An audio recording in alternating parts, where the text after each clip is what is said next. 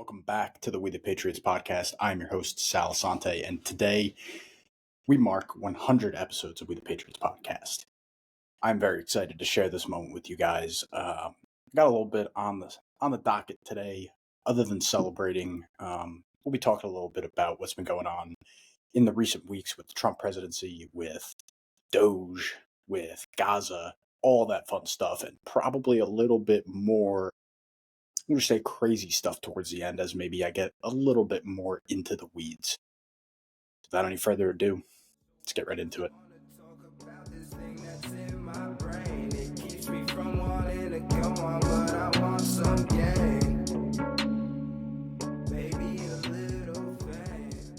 Well, for those of you who took the poll on my Instagram, I thank you. Overwhelmingly, about 70% of you guys voted for me to get slightly inebriated, so toast to you all.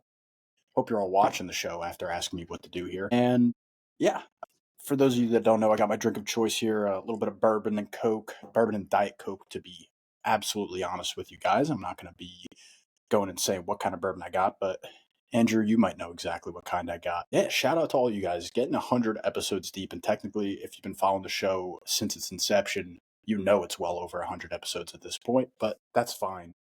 Yeah, I could not be any more excited to keep this rolling, get this over to 200, 300, 500, 1,000 episodes. I can't wait for all that, but today we got 100, and again, toast to you guys.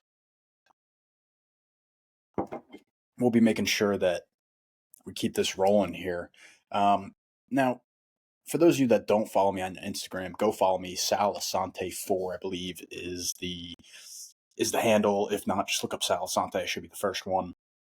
Yeah, you should be participating in the polls. You should be liking my stuff. It's where you're going to see the most amount of information about this podcast in the first place. So go hit it up. Go vote on my polls. Go take my questionnaires and stuff. We'll be having some fun with this episode. Not going to lie. But for those of you that didn't see it, the options of the show were: number 1, should I talk about Doge? Number 2, should I talk about what happened in Gaza? Number 3, should I be talking about the trade wars? And number 4, should I get inebriated and maybe talk about all of them? And overwhelmingly, that was the choice. So why don't we go ahead and do that? Again, I can't thank you guys enough for putting me in this position. All the engagement recently, all the views, all the downloads, all the likes, all the comments that have been coming in. I can't thank you enough, but keep them coming. Share the episode, share the show with anybody that you think might be interested, anybody that even wants to shit on us. I don't really care. You know, they do say that any publicity, even bad publicity, is not really necessarily bad. Any publicity is good publicity.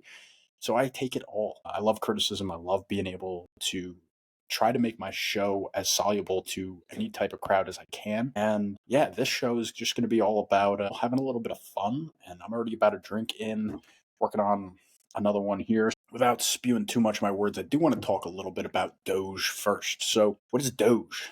The Department of Government Efficiency. This is what Trump was running on during his election scheme in 2024, where he was planning to have Elon Musk audit the government, and they started out with USAID. If you don't know what USAID is, let's just make sure I don't mess this up. USAID is the United States Agency for International Development. What that means is basically throwing our money in piles to other countries and hoping that they develop.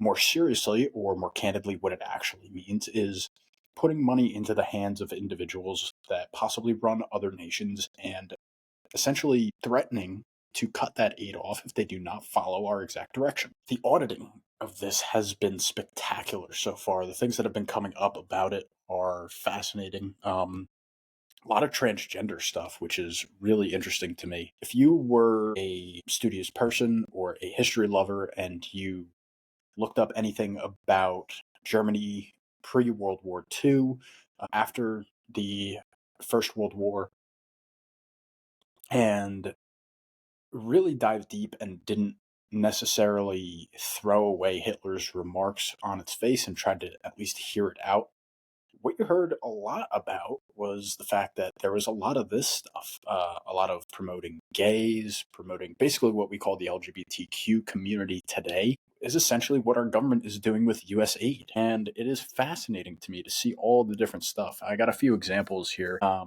A lot of DEI stuff, like, for example, $1.5 million allocated to DEI in Serbia. But in terms of transgender stuff, we had a DEI production, or more, more conclusively, a transgender production of a musical in Ireland, $70,000. $47,000 for a transgender opera in Colombia, $32,000 for a transgender comic book in Peru. I cannot understand how this could possibly be forwarding the agenda of the United States internationally. So I'm sure that you guys might also feel the same way. If not, maybe you're part of the problem. Another one that's pretty big is funding terrorist groups. $9 million over 4 years from 2015 to 2019, reportedly going to a Syrian, uh, essentially a coalition of Al Qaeda. Another $6 million going to Egypt, and this is allocated towards their tourism. $2 million used for sex change procedures in Guatemala. Again, tell me how that makes any sense in terms of forwarding the national agenda of the United States. $4.5 million to combat disinformation in Kazakhstan. In Afghanistan, something like the total of $335 million to put up a diesel fuel power plant. And hundreds of thousands of meals being funded for Al Qaeda fighters in Syria. This is the type of stuff that I think that the American people voted for. When you see the overwhelming voting for Donald Trump and his cabinet, and basically what he ran on was putting the guy, Musk, in charge of auditing the government. And to say that, what you see a lot of the democratic attacks coming from the left-wing side of the government, I don't like to use those terms, but it makes it easy at least to talk about here. A lot of the attacks are coming from people basically trying to say that we didn't elect Elon Musk. And I'm not going to lie, I think that that's not correct. I think that the American people were well aware that Donald Trump was planning on bringing Elon Musk into the fold here as a part of the government. And, well, I think this is exactly what we voted for. We voted to find out what the hell our money has been going into funding. I'm sorry, but none of these things that I just brought up have anything to do with forwarding the agenda of the United States. Now, if you want to make some more direct attacks against maybe some things that do fund the agenda of the United States, maybe I'm talking about Ukraine and the coup that we staged in 2014, leading to the overhaul of the government in 2016 and the installment of Zelensky in 2019. Maybe, just maybe, that might be a better direction of our ire, so to speak. Now, when you talk about that and you talk about the quid quo, wow. Yeah, you could see the inebriation taking on its form here. Love to say what Democrats like to say is the quid pro quo, which got Donald Trump. Wow, can't even think of the word for it now. This is kind of embarrassing. Got Donald Trump impeached in the House in 2019, I believe. Was over 2019 or was it? I think it was 2019. Got him impeached in the House with a quid pro quo, with a phone call with Zelensky, basically threatening to withhold funds unless he was willing to divulge information about the Bidens. And the honest truth is the real quid pro quo came from that quote from Biden. Maybe I'll find a video and post it up on here. It depends on how sober I am when I edit this video together and get it out to you guys. Him boasting about the fact that he was going to withhold funds unless they fired a prosecutor that was investigating his son. And, well, God damn it, they did it. And I believe that's a direct quote. If not, it's a very close paraphrase to what he said. Loan guarantees. And I went over for, I guess, the 12th, 13th time to Kyiv, and I was supposed to announce that there was another $1 billion loan guarantee. And I had gotten a commitment from Poroshenko and from Yatsenyuk that they would take action against the state prosecutor, and they didn't. So they said they were walking out to press conference. I said, no, I said, I'm not going to, or we're not going to give you the $1 billion. They said, you have no authority. You're not the president. The president said. I said, call him. I said, I'm telling you, you're not getting the $1 billion. I said, you're not getting the $1 billion. I'm going to be leaving here. And I think it was, 6 hours? I looked, I said, I'm leaving in 6 hours. If the prosecutor's not fired, you're not getting the money. Well, son of a bitch. Got fired. And they put in place someone who was solid. And that is also money. So recently watching a Joe Rogan episode, so I have a little bit of information going into this, but that money came from USAID. That $1 billion came from USAID. And To look back and realize all the mismanagement of funds, in my opinion, I think that might be the biggest one. I mean, to look at that stuff, at least when you look at that, and you look at what happened in Ukraine, especially with this war and all the funds that we've sent over there, you can make an argument that that at least forwards the American agenda. What many people are kind of saying was the goal with Ukraine was basically to kill as many Russians as possible, to lower the threat against a Russian war with the United States, especially if it became boots on the ground. If you were to eliminate hundreds of thousands of Russian soldiers from the ability to fight by way of either casualties or true death, then that would actually be a benefit to the United States in terms of a long-term overlook and foreseeing a possible war between the United States and Russia. You can at least make an argument there. I don't think you can make an argument for a transgender play in Ireland, for a transgender operations going on in Guatemala. That's where I see the big problem here. And I think that, to be honest, the operation being conducted by Elon Musk and the Department of Government Efficiency could not be going any better. They're exposing some real nasty things that I think certain people would not want you to become aware of. And we'll talk about those certain people that I'm talking about a little bit later in the show, maybe when I get enough drink in me. But I want to move on to the second point that we were going to talk about today, and that was the trade wars. When we talk about the trade wars, a lot of what that means is just levying tariffs. And, a lot of people are scared of levying tariffs. And if you haven't heard my opinions on this previously, I'll kind of make them pretty openly obvious right now. I think tariffs are great if it lowers our tax burden in general to the individual in the United States. Now, what a tariff does, if you do not know, a tariff is essentially a rise in cost to the American individual. So understand that first. The American individual, the person of the United States, is going to be paying more for a product coming from an international source if there's a tariff levied on somebody. So we'll say that a tariff is levied on to Canada. And what that might encompass is Canadian lumber, which is a big part of builders getting their work done, construction workers getting their work done in the United States. A lot of them buy Canadian lumber. Well, if that's to be the case and a tariff is levied on Canada, it's not that Canada is going to be paying a higher price.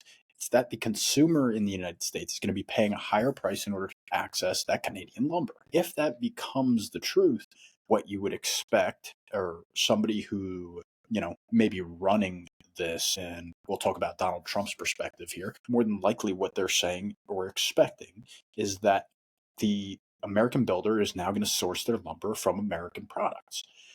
And if they're going to pay for that, expensive increase for the Canadian lumber, paying maybe a 25% tariff, well, their houses that they're building just became uncompetitive with the market at a whole because everybody else is using American lumber. That is the goal.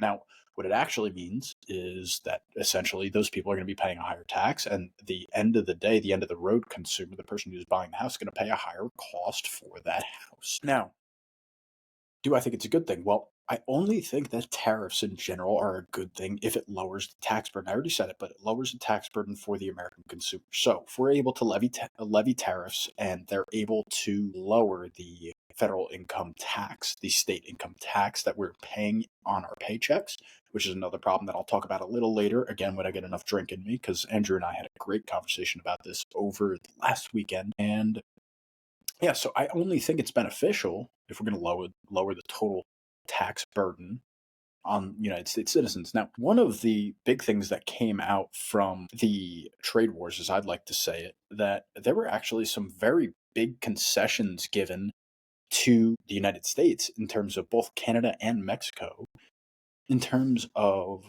the border and what kind of oversight both countries are going to be doing in terms of the United States and Mexico, or the United States and Canada border, respectively. Now, as soon, I want to say it was within 24 hours for sure, within 24 hours of imposing these tariffs on Mexico, Mexico agreed to deploy 10,000 soldiers to its northern border, which northern Mexico is going to be southern United States. And that means that this is a border that is now going to be patrolled from both sides. And that has been a big problem in recent years because the only people policing the border have been the United States, allowing the amount of people that we have been through our southern border is chaotic. It is not healthy for a nation as a whole. And I think we can all understand that although we are very pro-immigrant as the United States, and we have to be, especially as our birth rate starts to, well, I don't want to say starts to, continues to decline, I think it's very important as the United States to be very accepting of immigrants. However, I don't think that it's a wrong stance for anybody in the United States to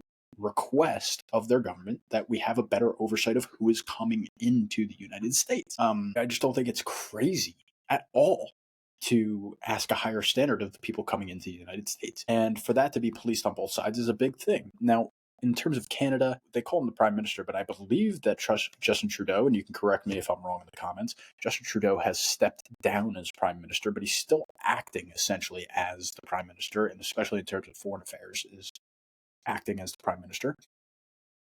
The prime minister of Canada essentially said that we are also going to police our border. Also, I think they said that they're going to be putting 10,000 frontline workers in terms of policing the border. They're going to be actually overseeing the border checkpoints a little bit stronger as well, looking for fentanyl. That was another thing that I brought up, I think, in a previous episode, but if I had not, there was something to the tune of about 50 or 60 pounds of fentanyl found. And if you think that's not a lot, go look up what the lethal dose of fentanyl is and then maybe come back to me, especially since this has been something that has affected my family directly. I could not be happier that we are taking this issue more seriously because, just to be honest with you, as a whole, I don't have too much of a problem with drug use, especially if the drug use is legalized, which means that there is going to be a tax levied. And if there's a tax levied on a product, think about alcohol, think about marijuana, it's going to be controlled. And that means that they're going to be selling a product. And when I say they, I mean the government's going to be allowing places to sell a product that has oversight over it. It's not going to contain fentanyl. It's not going to contain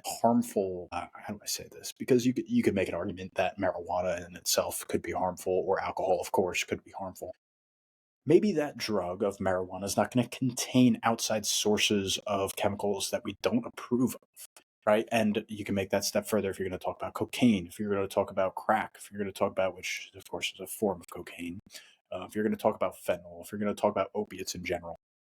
At least if we're going to legalize it, you have the ability to tax it. And if you have the ability to tax it, you're going to have oversight over what is actually being made, what kind of drug is going to people. So that I'm very much in support of, looking over what is to be of a really enforced border of both sides. I hope that that comes to fruition completely. And that, to me, when we talk about the trade wars, and this was one of the least voted options in terms of what you guys wanted to hear about. But I think it's important to focus on the fact that this has been a major win so far for the Trump presidency. Now, the downside of tariffs, before I move on, the downside, of course, is if there is no real reaction and it doesn't get the gains that you're hoping out of the other countries. So another country that we have levied tariffs on, or additional tariffs, I should say, is China.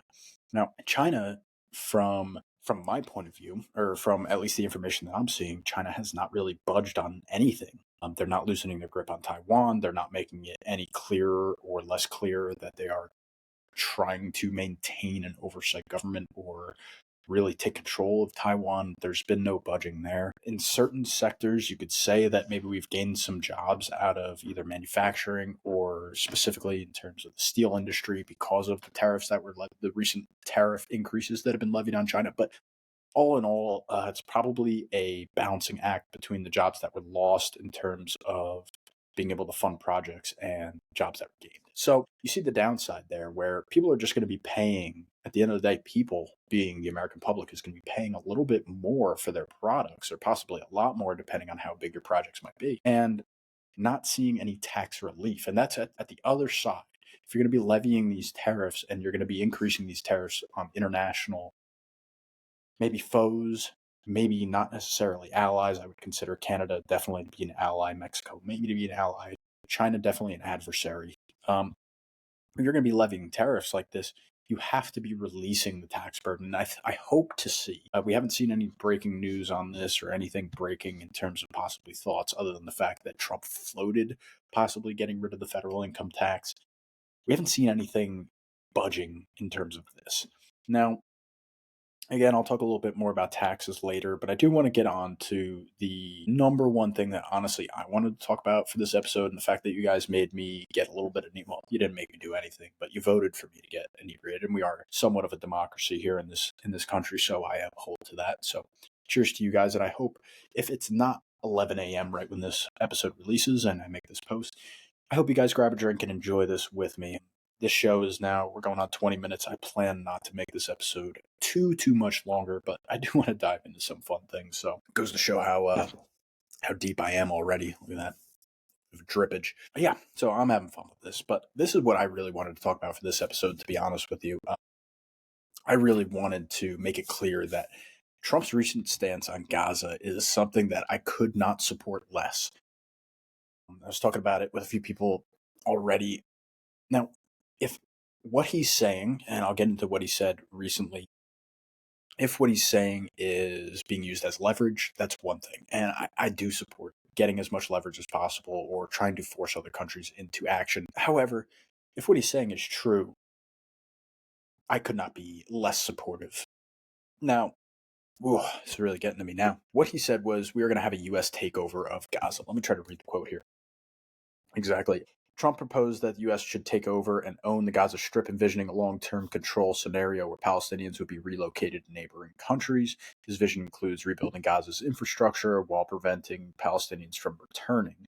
Although he also mentioned that the relocation would be temporary in some statements, creating confusion. And yeah, so we talk about the entirety of his statement. Basically, what was said, what became pretty obvious to anybody who was trying to read between the lines was that maybe this will go away, maybe it won't. It's kind of embarrassing, but is what it is. What he was essentially saying was, we're going to go send people over there to take control of the Gaza Strip. And how I heard it is that we're going to be doing Israel's dirty work. I could not be less pleased with that statement. There's a lot of people voicing their concern. However, as we see with politics all over the place in the United States, you see a bunch of people who bandwagon behind him just because they love Donald Trump and they don't care about what he says as long as they get the victory they want.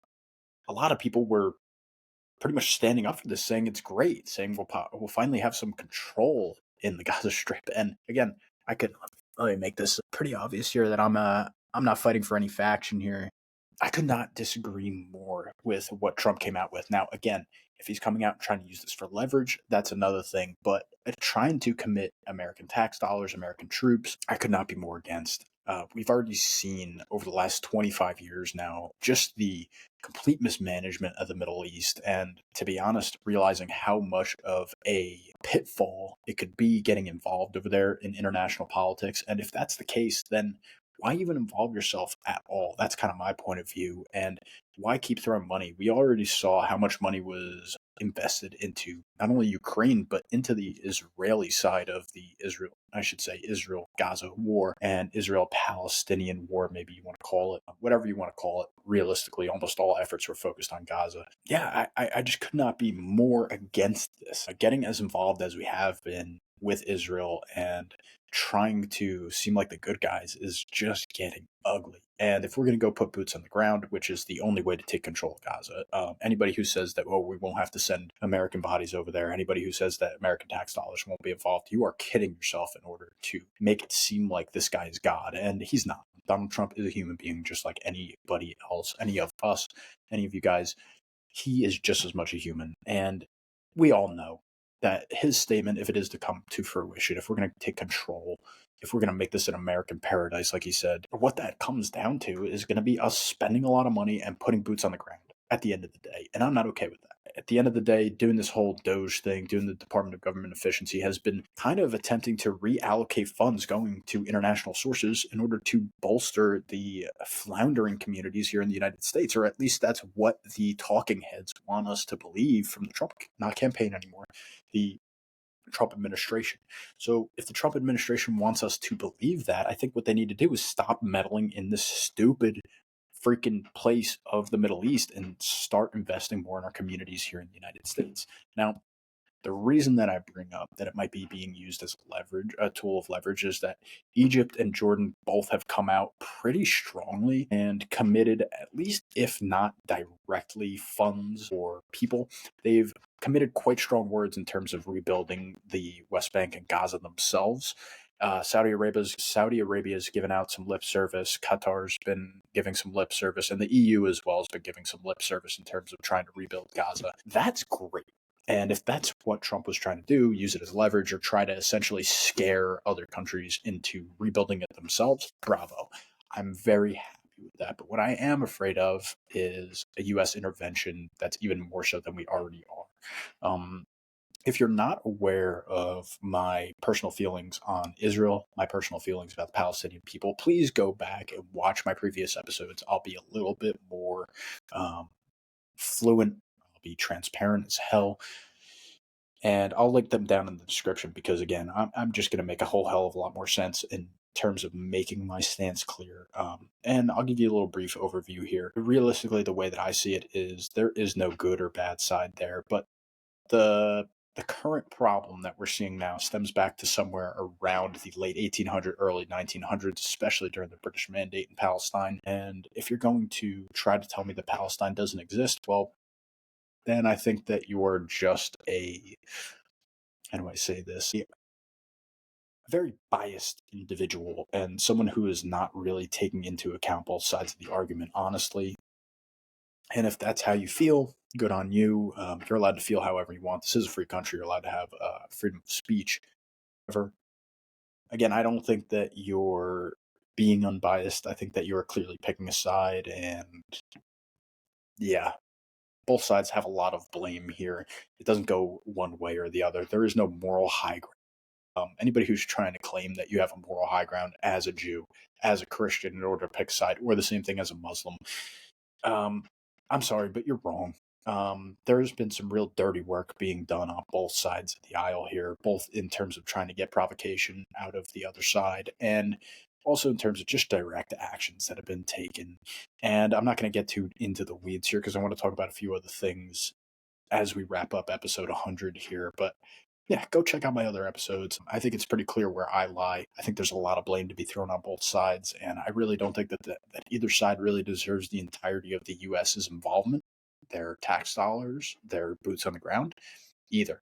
I think that we need to get the heck out of there and pay way more attention to domestic politics. Now, before I jump on and kind of go into the weeds here in terms of what I really want to talk about, I just want to thank you guys again for letting me get to 100 episodes.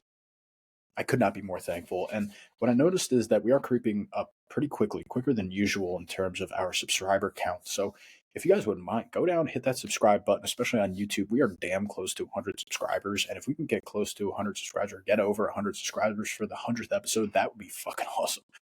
Excuse my language there, but I don't care that much. Yeah, go subscribe. It's been an awesome time getting to know you guys, trying to feel you guys out, what you guys like, what you don't like. And yeah, if you haven't noticed, the camera quality should be a little bit higher for this episode. It seems like a little darker. I might have to fix that, but I did find a way to actually hook up one of my cameras as a webcam, and yeah, I'm going to be using this going forward for our show, so I hope you enjoy it. I hope you enjoy the higher quality, and let me know if there's anything else that I could do to make this show a little bit more enjoyable for you guys. I would love to do it for you. Cheers. So as we alluded to, or as I alluded to a little bit earlier in the show, one thing that I really am taking an issue in, especially as Trump tries to levy tariffs here, is taxes. And Andrew and I had a very good conversation about, when is enough enough? How much taxes is too much taxes? We're getting taxed in the same dollar X amount of times, yada, yada. And one of my biggest thoughts is, I was looking back, I think I alluded to this in the last episode here, when the federal income tax actually became legal, and that being in 1913, at the same time that the Federal Reserve actually became, what the hell is the name that I'm looking for? Well, became instituted in the United States. We had a central bank officially instituted, Federal Reserve. A dollar slowly started getting away from the gold standard, being backed by gold. And this is where I actually take a lot of issue. One of my biggest issues in the United States in terms of being an employee of somebody in the United States is if you're a 1099 contractor, this actually doesn't apply to you. But if you are a W-2 worker, you pay taxes before you ever actually see the dollars hit your bank account or whether you get that pay stub. Before you ever get your pay stub, there's already taxes removed. And I could not be any more of a critic of this singular thing that exists in the United States because I just cannot fathom that getting paid, we'll give an example that you get paid $25 an hour here in the United States. I cannot fathom that it's correct for the government to take away 8 of those dollars before you ever see your paycheck yourself. How does that make any fucking sense? So, anyway, if we go back to these tariffs, and if these tariffs keep getting used in terms of achieving national and international goals, domestic and foreign goals, I hope to God that we see, and if the Doge keeps doing its job and moving a lot of the costs in terms of the federal government spending, I pray to God that we are able to see a benefit in terms of our federal tax dollars and our income tax in general, statewide as well. And to be honest, I think that us as Americans are generally smart enough to be able to figure taxes out, allocate enough money to the side, and not pay taxes before we even receive our paycheck. I could not be more against this. And the other thing that I wanted to bring up before this show ended, and cheers, you guys going to finish this drink off. The other thing that I really wanted to bring up is, who is they? When we talk about they, we talk about the people that might be benefiting from something like USAID, something that, a lot of people like to call it the cabal back in, I want to say 2016, maybe even a little after Trump was elected in 2016, maybe like 2018, 2019. A lot of people, the Q movement, if you remember that, they like to call it the cabal. What a lot of other people like to call it is the bureaucracy, the unelected bureaucrats of the United States. Who is they? And that is exactly what I just mentioned there, the unelected bureaucrats of the United States. And I'm not talking about Elon Musk, because again, as I alluded to earlier, the unelected bureaucrats, being Elon Musk, he was actually pretty front and center in terms of the Trump election strategy of 2024. Now, unelected bureaucrats being the people that you don't ever get to see. Maybe those are the cabinet appointments for president. Maybe those are the people that are hired by agencies like the CIA, the FBI, USAID, right? All of these different government agencies that make up all these people that obviously they need to have employees, but you never know about them. You never see articles about these employees.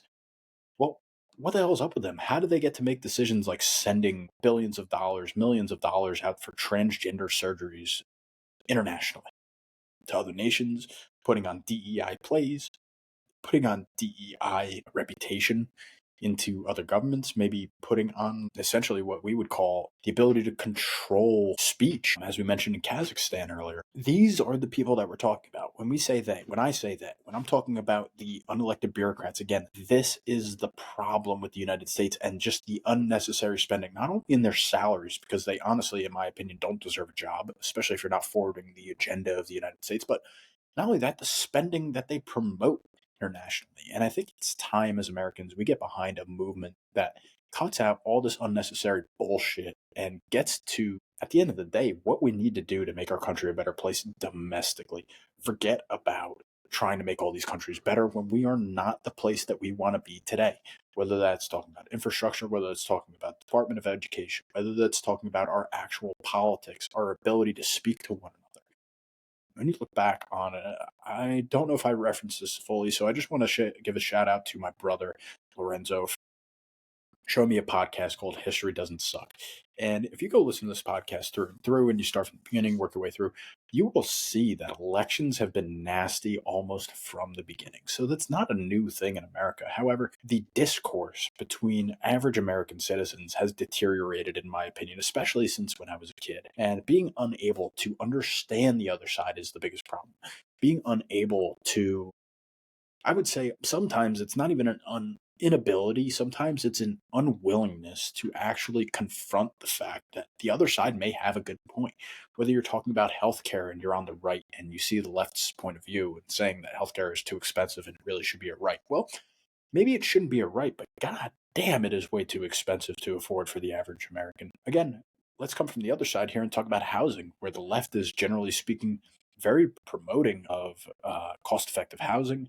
Maybe they come at it from a point of view that is, let's just say, detrimental, whether you're talking about Section 8 housing or talking about giving increased, I would say, first-time homebuyers is one of the things from the Kamala Harris campaign, was giving first-time homebuyers basically a helping hand in terms of putting a down payment down.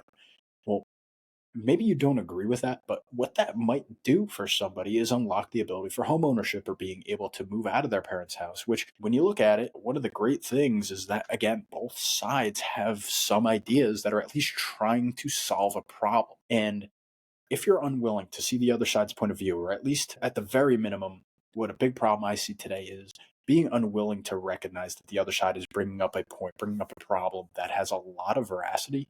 If you're just going to put away all the validity of that problem, or you're just going to dismiss it without actually thinking about it, well, you are contributing to the problem in the United States. So as we wrap up here on episode 100, again, I could not be more thankful for you guys tuning in. I hope you've made it this far, but I want you guys to leave with this thought today. All these things that Trump is doing, right?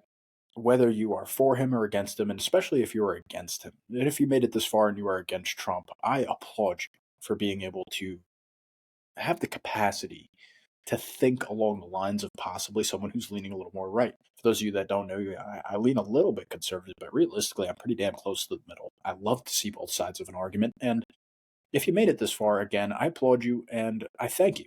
But what I also want you to do is try to convince maybe some of your fellow Democrats, some of your left wing people that are in your circle, that maybe it's worthwhile to give someone like Trump the benefit of the doubt. This is someone who actually pretty much fell bootstep in line with the Democratic Party for decades. And the only reason that he turned into a Republican was because of really how crazy, and I don't think I'm wrong in saying that, how crazy the Democratic Party became over his lifetime. And as a Republican, if you made it this far, I hope you understand, especially on my little rant that I just went on there, I hope you can understand that there are some points of view that the left wing may hold that are actually very good points. And even if they're coming at solving the problem that they bring up in a way that you don't agree with, you have to acknowledge the problem. Something like home buying ability, something like a healthcare,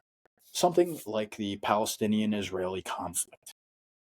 Even if you might not agree with their solution, you have to understand that these people are also trying to solve the problem. And I wish, of all things over my lifetime, if there's anything that I could wish, I wish that American people could come together, get to a little bit more of an understanding that the other side, although they may disagree on the actual solutions to a problem, at the end of the day, all they're trying to bring up is the fact that there are some problems in this world. And we as Americans have the ability, if we come together and we do compromise, because at the end of the day, the only way that we have a country was an ability to compromise. And sometimes we fight. Like you look at the Civil War, there was some nasty things going into it, during it, and even after. You even look at almost every election since, every election really of all time in the United States has been filled with some nasty, nasty things, some nasty slogans. But at the end of the day, we're all Americans. We're all trying to solve the issue of what it is to be human. And if you can at least come from that point of view, understand that we are all in this thing together, well, at the end of the day, that's why we made this podcast. Andrew and I could not be more thankful, and that's why we call it here, We The Patriots. We were talking about it the other day, how maybe we're not sure about whether the name actually is all-encompassing or whether it's off-putting or whatever. At the end of the day, I ain't changing the name. Because here's the thing. We the Patriots should not be an offensive name. We the Patriots should not be political. It should not be a biased statement of one side or the other. At the end of the day, we are all patriots if you believe in the American dream, if you believe in America. Well, again, I could not be more thankful for you all for tuning in, and let's just move on together here and come up with a solution that might be beneficial to every single person in this country and not just the few.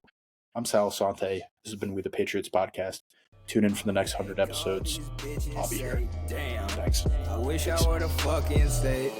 I wanna be something, not nothing.